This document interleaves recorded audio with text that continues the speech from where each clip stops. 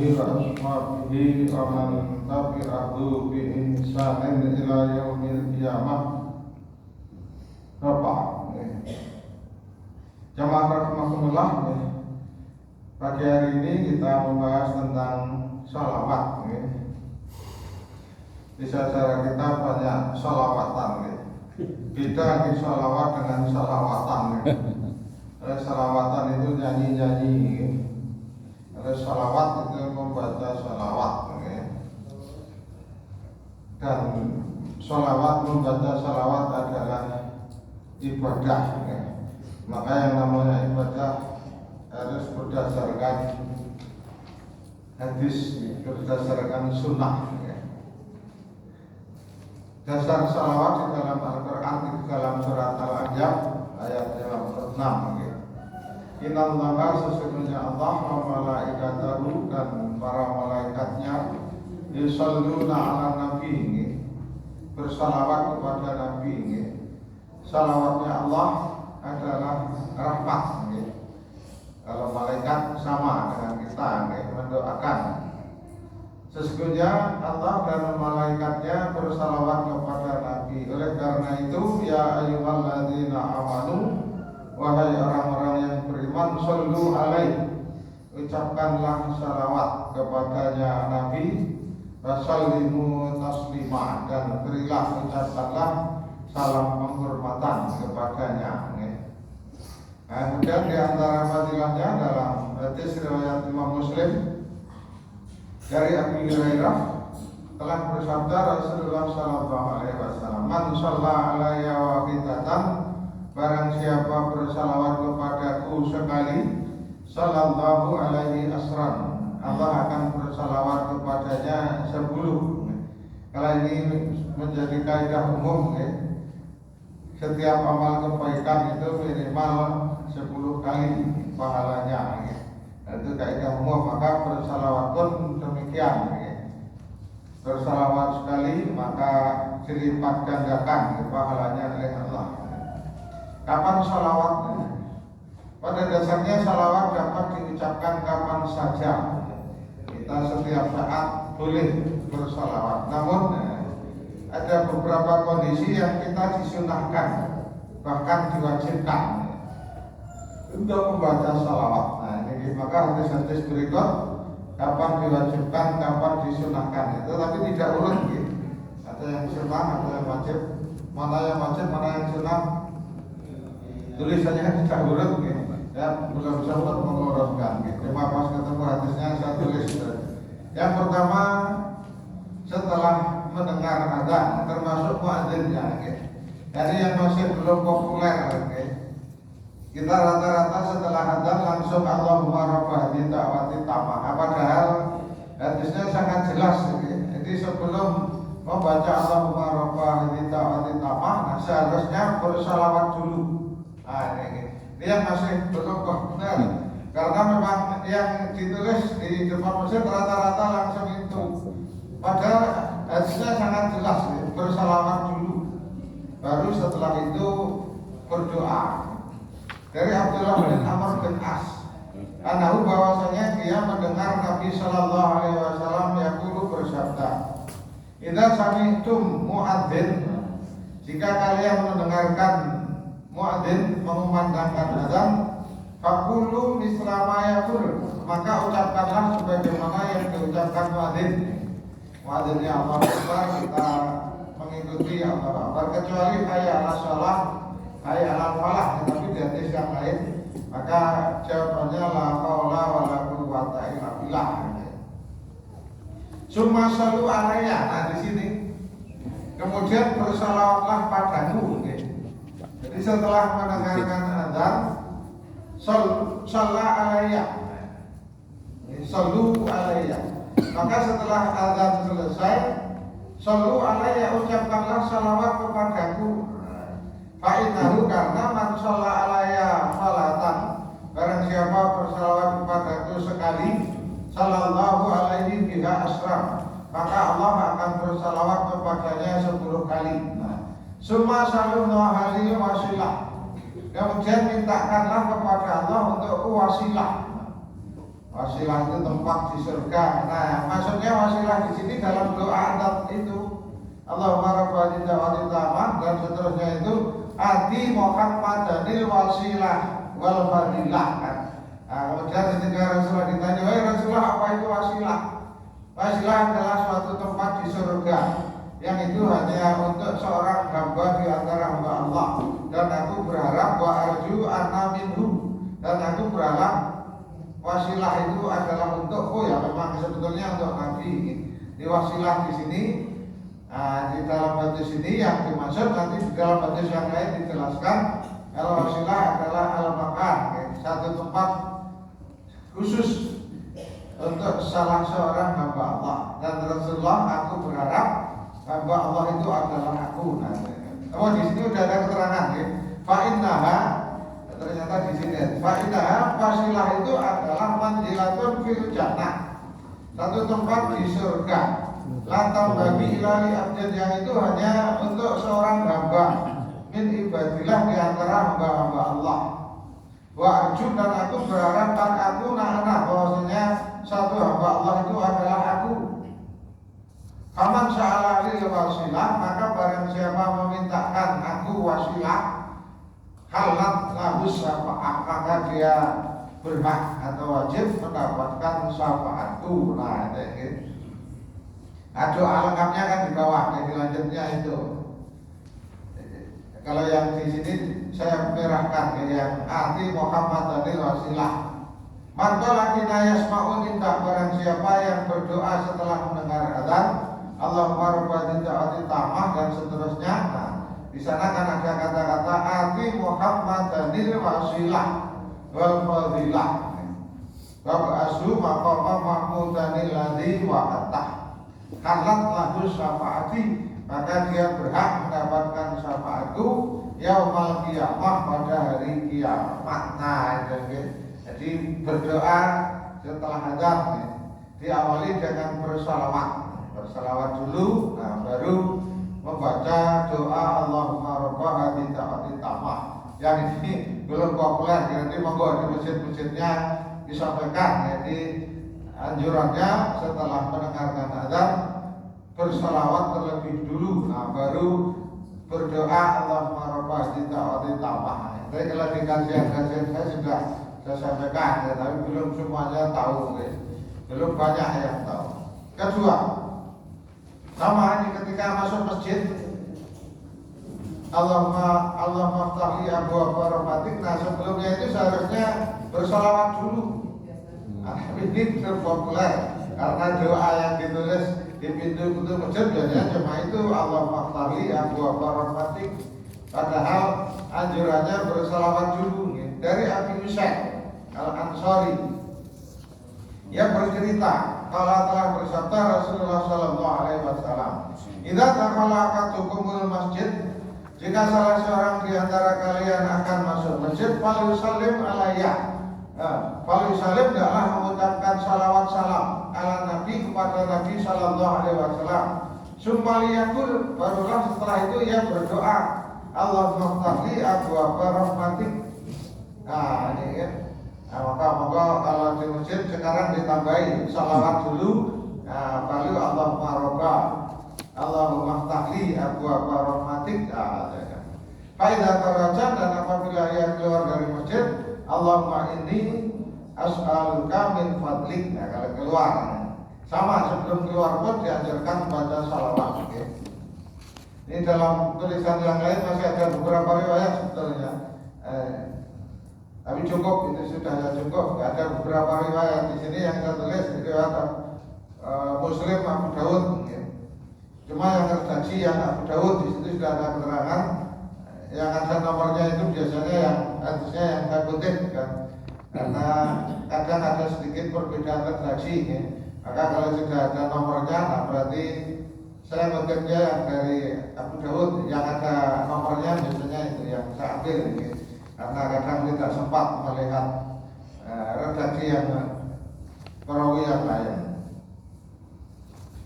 Ketika membaca tasyahud, nah kalau di sini wajib, gitu. Baca tasyahud dalam salat itu wajib. Gitu. Ini mayoritas para ulama mengatakan baca salawat itu wajib ketika sholat setelah tasyahud. Imam Ibnu Qayyim dalam kitab Jala'ul Afham, mazhab yang kuat dalam soal bersalawat dalam tasyahud yang akhir ialah mazhab Syafi'i, yaitu mewajibkan salawat kepada Nabi di dalamnya. Ibnu Qayyim berpendapat bahwa salawat itu dituntut juga di dalam tasyahud yang pertama, walaupun tidak sekeras tuntunan seperti dalam tasyahud akhir. Nah, ini menurut Masjid Tarjih juga begitu. Ini menurut Masjid Tarjih, salawat tasyahud awal, tasyahud akhir itu bacaannya sama. Kalau dengan membaca saudara kita, termasuk dulu yang saya tahu pertama kali tentang salat, ketika tasyahud awal itu tidak baca salawat karena dianggap tidak wajib. Kalau baca salawat misalnya hanya Allahumma sholli ala Muhammad, cuma sampai situ tidak masalah, karena itu salawat minimal ya. Salawat minimal itu ya Allahumma sholli ala Muhammad. Tapi lengkapnya sampai kama barakta ala Ibrahim wa ali Ibrahim innaka hamidum majid. Dalam riwayat yang lain ada tambahan fil alamina innaka hamidum majid. Yang saya hafal itu ada fil alamina innaka hamidum majid. Memang ada riwayat. Dalam riwayat Imam Baihaqi yang saya tulis di sini, sebetulnya banyak, cuma yang saya kutip di sini yang dari Imam Baihaqi. Sahabatnya juga banyak yang meriwayatkan. Yang di sini dari Abdullah bin Mas'ud, yang lebih dikenal Ibnu Mas'ud. Dari Nabi Shallallahu Alaihi Wasallam, anahu qala, idza tasyahhada ahadukum fi shalat, jika kamu telah bertasyahud di dalam salat, falyaqul, hendaklah ia mengucapkan salawat Allahumma sholli ala Muhammad wa ala ali Muhammad wa barik ala Muhammad wa ala ali Muhammad warham. Di sini yang belum populer ada tambahan warham Muhammad wa ali Muhammad. Situ tulisannya wa ala, misalnya wa ali karena atau ke wa ala ali ya. Tapi tidak apa-apa, wa ala juga boleh. Wa ala Muhammad dan keluarga Muhammad kama barakta wa tarhamta ala Ibrahim wa ala ali Ibrahim innaka hamidum majid. Nah, kalau dari salawat nanti di paling bawah sudah saya sebutkan yang riwayat Bukhari Muslim yang saya kutip di situ. Untuk redaksinya macam-macam. Keempat, di dalam salat jenazah. Di situ kalau di tulisan aslinya saya merahkan dan saya kasih tanda tanya, karena tidak ada hadis yang kuat. Termasuk di dalam Majelis Tarjih ini yang diambil Majelis Tarjih, cuma ini saya mencari riwayat yang lain, tidak ada satupun perawi yang lain. Ini memang menjadi perdebatan. Bukhari, Muslim, Ahmad, Tirmidzi, Nasai, Abu Dawud, tidak ada satupun yang meriwayatkan. Di sini cuma disebutkan Ibnu Jarud. Lima rawa Ismail Al-Qadhi, sebagaimana yang diriwayatkan oleh Ismail Al-Qadhi dalam kitabnya As-Salah ala Nabi, bersalawat kepada Nabi.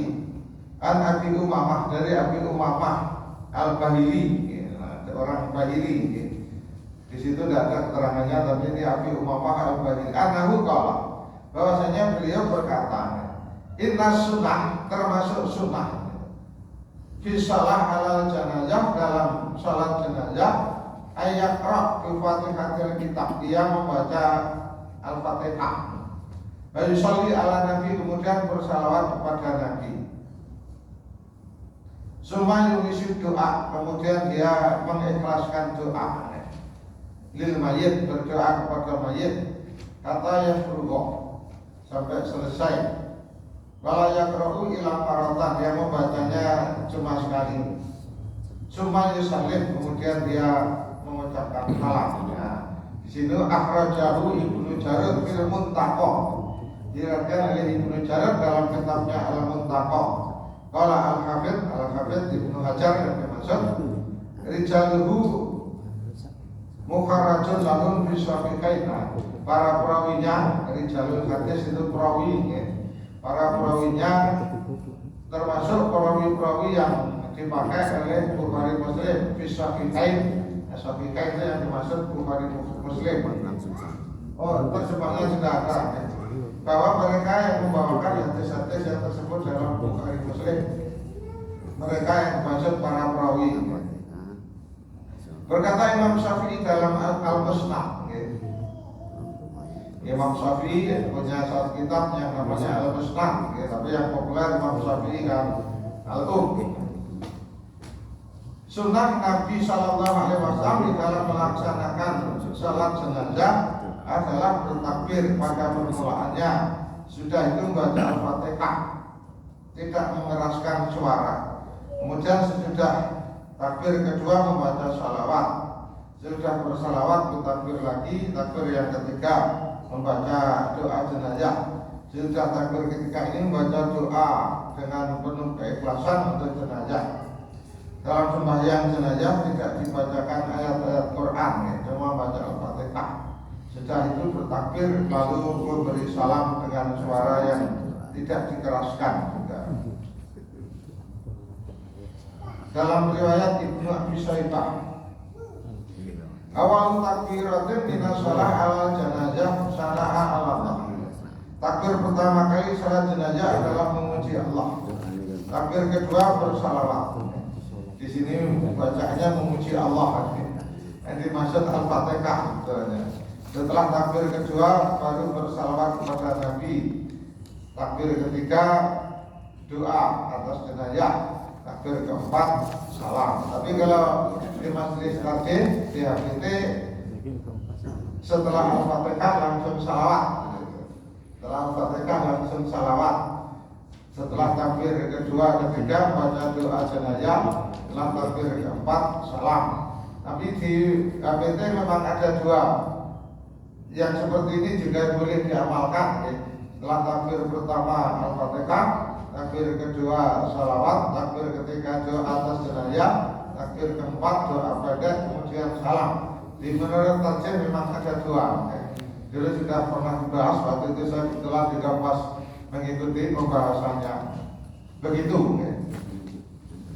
Nah, tapi memang menjadi perdebatan apakah harus salawat atau tidak, karena dalil yang sahih memang tidak ada, tapi tetap dibaca lebih baiknya.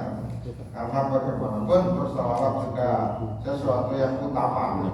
Tapi kalau sampai mengatakan rukun, sebetulnya dalilnya juga tidak kuat. Kelima, pada hari Jumat. Pada hari Jumat ini memperbanyak, kapan saja. Dari Aus bin Aus, orang Arab biasa memberi nama anak sama dengan orang tuanya. Aus bin Aus. Jadi anak sama bapak namanya sama. Kalau di kita kan tidak ada. Kalaupun itu ada nama akhir, nama tambahan. Tapi kalau di sini orang Arab biasa seperti itu. Abdullah bin Abdullah. Ada Abdullah bin Abdullah bin Ubay. Jadi antara sahabat yang namanya sama dengan bapaknya. Kalau dia bercerita, kalau telah bersabda Rasulullah Sallallahu Alaihi Wasallam,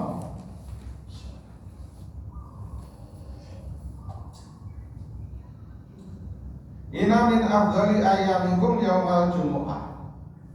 Hari yang paling utama adalah hari Jumat.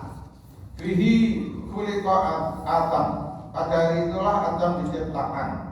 Wa fihi kubidho. Pada hari itu juga Adam dicabut nyawanya. Itu bapak kalau terjemahnya. Kubidho itu kan dicabut. Wa fihi nafqah. Pada hari itu pula sangkakala ditiup. Nanti hari kiamat. Wafihi syaqah. Pada hari itu pula semua makhluk akan mati. Akan ketika setelah trompet kan semuanya mati. Oleh karena itu fa'aksiru, perbanyaklah alaiya minas shalah fihi. Perbanyaklah bersalawat kepadaku fihi pada hari Jumat itu. Fa'inna salatakum, karena salawatmu padaku ma'rudatun alaiya, akan dinampakkan kepadaku. Jadi Rasulullah tahu siapa saja yang bersalawat kepadanya. Ma'rudatun alaiya. Kemudian para sahabat bertanya, "Qalu ya Rasulullah, wahai Rasulullah, kaifa tu'radu salatuna 'alaika?" Wahai Rasulullah, bagaimana salawatku dinampakkan kepadamu? Waqad arinta, padahal engkau sudah menjadi tanah, menjadi debu. Waqad arinta, padahal engkau sudah menjadi debu. Ini terjemahnya apa? Sementara engkau telah tiada, sudah mati maksudnya. Nah, kalau asli asalnya arinta itu kan sudah menjadi tanah, menjadi debu. Yaquluna balita, ya. Riwayat yang lain balita, sudah hancur, sudah menjadi tebu tadi gimana? Cuma ini menunjukkan perawi itu ragu ya, apakah arinta atau balita. Kalau mempelajari riwayat kadang banyak seperti ini. Cuma kadang seperti ini, kadang perawi ragu menggunakan kata ini atau kata itu, tapi maksudnya sama. Fakal innallaha azza wa jalla, sesungguhnya Allah azza wa jalla harrama 'alal ard, mengharamkan kepada bumi ajsadal anbiya. Allah mengharamkan bagi bumi untuk memakan jasad para nabi. Jasad para nabi bakal tetap utuh, tidak hancur seperti kita. Karena kan sahabat bertanya, "Waqad arinta au balita?" Bukankah engkau sudah menjadi debu, menjadi tanah? Nah, tapi ternyata Nabi bersabda, Allah mengharamkan pada bumi, pada tanah untuk memakan jasad Nabi, ya. Berarti jasad Nabi itu utuh. Tapi wallahu a'lam, karena tidak boleh dibongkar kan? Tidak boleh dibongkar kan? Nah, karena Nabi bersabda begitu ya. Nabi bersabda kan bukan dari hawa nafsunya kan, mendapatkan wahyu. Begitu. Karena di permulaan doa dan akhirnya sebelum berdoa hendaklah bersalawat. Jadi awali memuji kepada Allah, baru bersalawat, baru berdoa. Dari Umar. Ini bukan sabda Nabi, tapi perkataan Umar. Itu bersabda Rasulullah itu seharusnya saya hapus, seharusnya tidak ada kata itu karena ini ucapan Umar. Dari Umar kala, Umar berkata, "Inna doa, sesungguhnya doa itu mau kufur, berhenti. Baina sama wal ard, antara bumi dan langit, antara langit bumi. La yas'adu, tidak akan naik sampai kepada Allah. Sayyidun sedikit pun hatta tusalli, sehingga kamu bersalawat ala nabiyika, sehingga kamu bersalawat kepada nabimu sallallahu alaihi wasallam." Dari Nabi yang hadisnya ini. Dari Fadalah bin Ubaid yaqulu, Sami'a mendengarlah Rasulullah sallallahu alaihi wasallam yang berdoa fi shalah, setelah salat. Walam yadzurillah, tapi dia tidak berzikir dulu, tidak memuji Allah dulu azza wa jalla. Walam yusalli ala nabi, dan dia tidak bersalawat kepada nabi. Berdoa langsung macam minta Allahumma ini as'aluka, ya Allah aku minta padamu. Faqala, maka Rasulullah sallallahu alaihi wasallam bersabda, mengatakan, "Ajilah hadza." Orang ini tergesa-gesa. Orang ini berdoanya tergesa-gesa. Sumada aku, kemudian setelah itu Nabi memanggilnya. Faqala lahu, kemudian Nabi berkata kepadanya, wali ghairihi, dan kepada yang lain yang hadir di situ. Nabi memanggil, kemudian Nabi bersabda, "Idza shalla ahadukum," jika kalian telah selesai salat, falyabda, hendaklah dia memulai bitahmidi rabbihi wa tsana alaihi, hendaklah dia memuji menyanjung Allah lebih dulu. Summa yusalli alayya, kemudian setelah itu ia bersalawat kepadaku. Summa liyatu, barulah setelah itu liyatu berdoa bima sya'a, apapun yang diinginkan. Etika berdoa, kita memuji Allah dulu, bersalawat, baru berdoa apapun yang kita inginkan, apapun yang kita minta. Nah itu etikanya berdoa begitu. Ini orang tergesa-gesa kalau berdoa. Kalau berdoa memuji Allah dulu, innalhamdulillah, apapun lah, zikir-zikir prinsipnya, kemudian bersalawat kepada Nabi. Nah, baru setelah itu ia meminta, memohon keinginannya. Khutbah. Syafi'iyah mengatakan khutbah rukun salawat termasuk rukun khutbah. Di situ juga saya kasih tanda tanya karena tidak ada satupun dalil ini. Tapi di majelis takjid masih ditulis. Tapi sebetulnya masih menjadi perdebatan, mencari aman. Tidak ada satupun dalil yang mengatakan bahwasanya salawat itu rukun khutbah. Cuma ini diantara pendapat para ulama. Walittifaqi salaf wal khalaf. Cuma ini menjadi kesepakatan ulama salaf dan khalaf. Salaf ulama yang terdahulu, khalaf ulama belakangan. Alat taswiyah untuk membaca salawat fi khutbatihim dalam khutbahnya. Menurut mazhab Syafi'i, para khatib wajib membaca salawat pada Nabi pada permulaan khutbah sesudah membaca tamyin. Ibnu Katsir berkata demikianlah mazhab Syafi'i dan Ahmad. Ditanya hadis tidak ada satupun. Maka ini memang menjadi perdebatan. Dulu saya masih ingat ketika anak Malik praktek khutbah, tapi kebetulan yang bimbing bukan saya karena kan di banyak kan. Kalau dulu khutbahnya cuma dimalimin ketika jumlahnya masih satu kelas. Saya masuk malimin pertama kali itu siswanya satu kelas, Pak. Tahun 95 itu kelas 4, 5, 6 itu satu kelas. Baru sanawiyahnya 3 kelas. Sekarang sudah 10 kelas. Dalam banyak. Saya sudah tidak hafal nama santri. Kalau dulu hafal semua, sekarang sudah tidak hafal lagi. Satu kelas juga tidak hafal, cuma 1, 2. Karena susah hafal banyak. Nah, waktu itu pernah kejadian.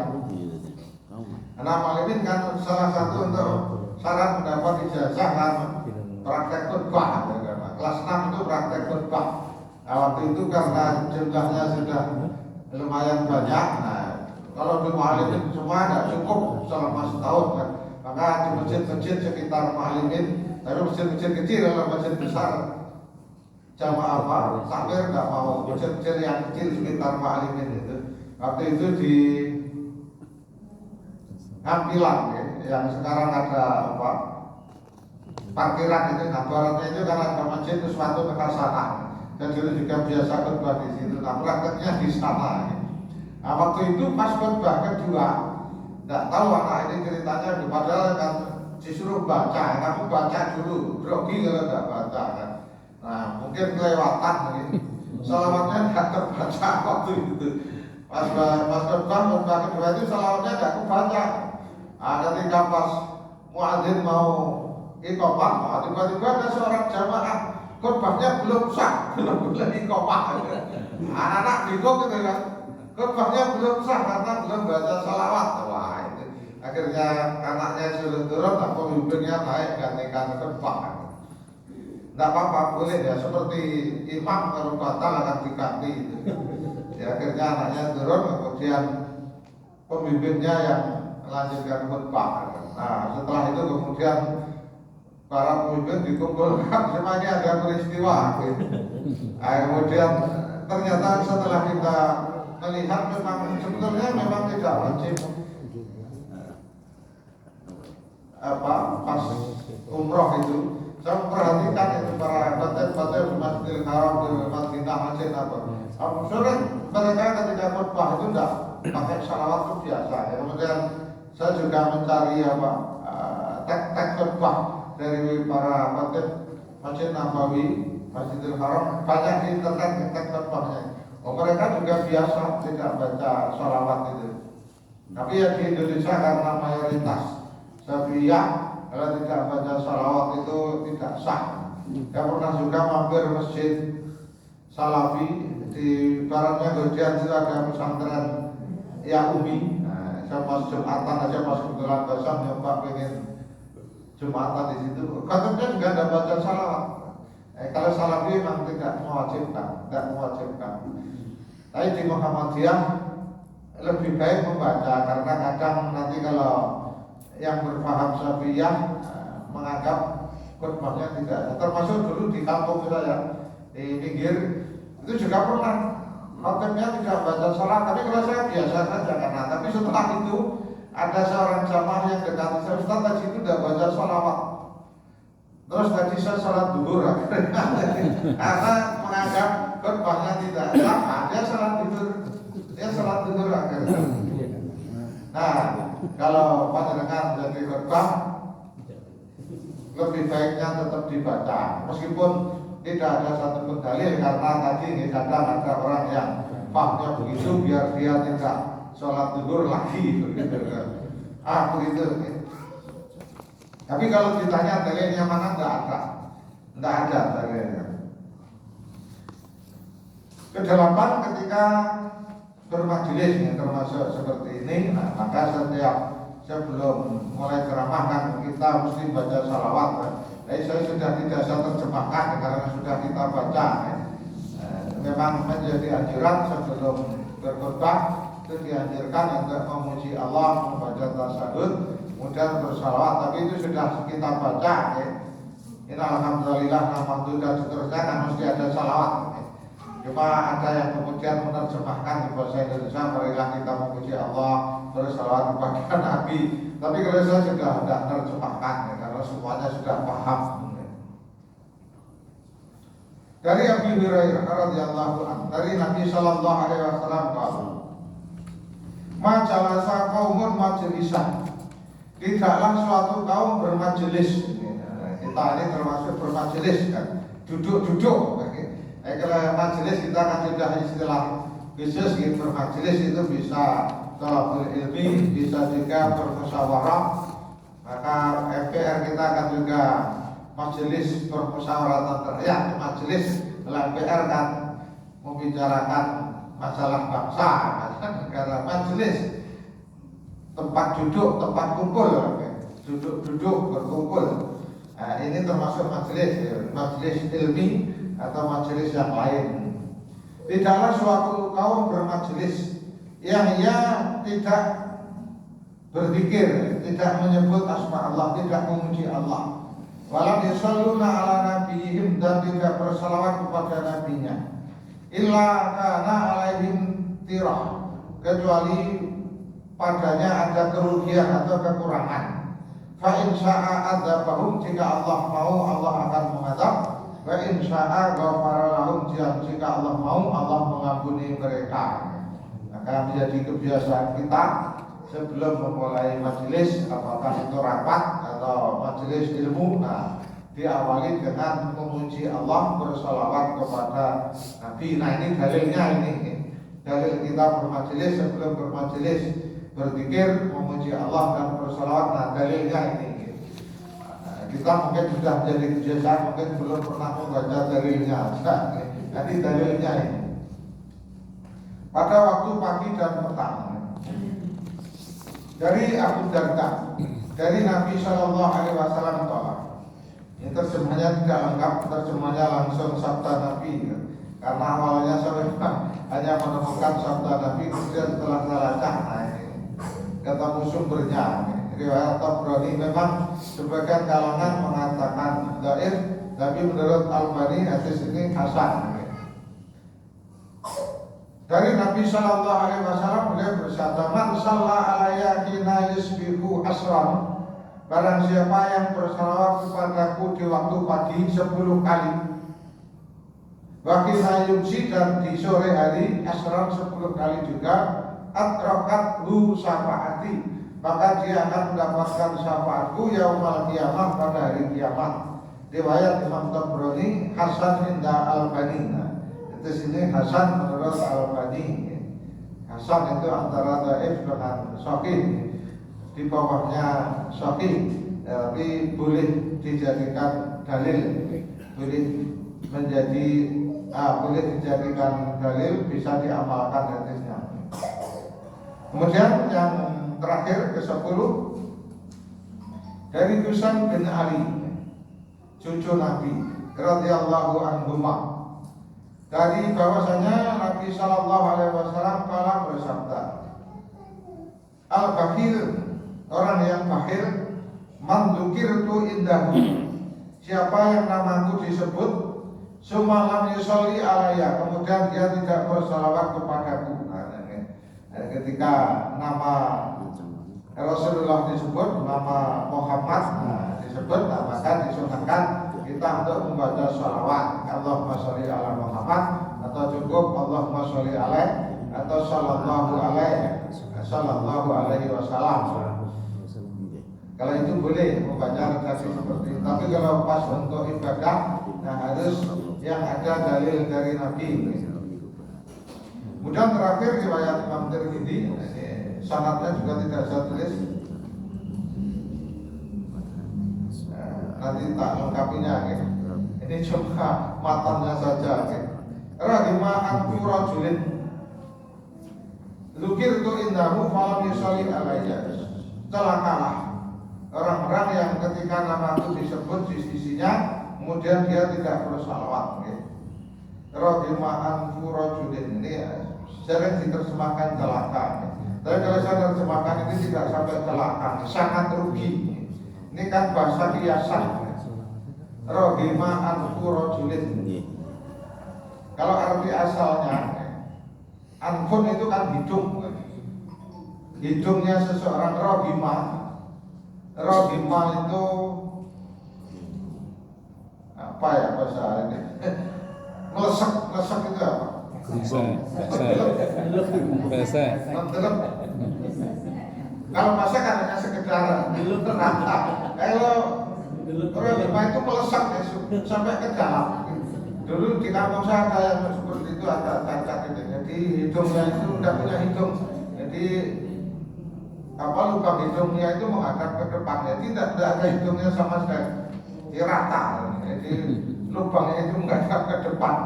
Kalau orang kampung saya itu bilangnya pisang, tidak punya hidung.